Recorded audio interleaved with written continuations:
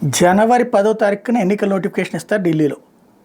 నామినేషన్ల స్వీకరణ చివరి తేదీ 17వ తారీఖు, నామినేషన్ల పరిశీలన 18వ తారీఖు, నామినేషన్ల ఉపసంహరణ 20, ఎన్నికల పోలింగ్ తేదీ ఫిబ్రవరి 5, కౌంటింగ్ తేదీ ఫిబ్రవరి 8. వచ్చే నెల ఈ పార్టీకి రిజల్ట్ వచ్చేస్తుంది. ఢిల్లీలో ప్రస్తుతం పరిస్థితి చూస్తుంటే ఆమ్ ఆద్మీ పార్టీ స్ట్రాంగ్గానే ఉంది. అయితే కేజ్రీవాల్ అవినీతి మొత్తం ప్రధానమైనటువంటి నాయకులందరి మీద అవినీతి ఆరోపణలు, అరెస్టులు, జైల్లో ఉండి రావటం, తర్వాత కేజ్రీవాలే రాజీనామా చేసి అతిశీని ముందు పెట్టడం, దాన్ని పాజిటివ్గా తీసుకుని అవినీతిని అనవసరంగా బీజేపీ ప్రభుత్వం రుద్దింది, వీళ్ళు మంచోళ్లే అని భావిస్తే అక్కడ ఆమ్ ఆద్మీ పార్టీ ఘన విజయం సాధిస్తుంది. 70 సీట్లు ఉన్నటువంటి అసెంబ్లీలో అత్యధికం సాధించవచ్చు. ఒకప్పుడు 67 సీట్లు సాధించినటువంటి చరిత్ర ఉందని.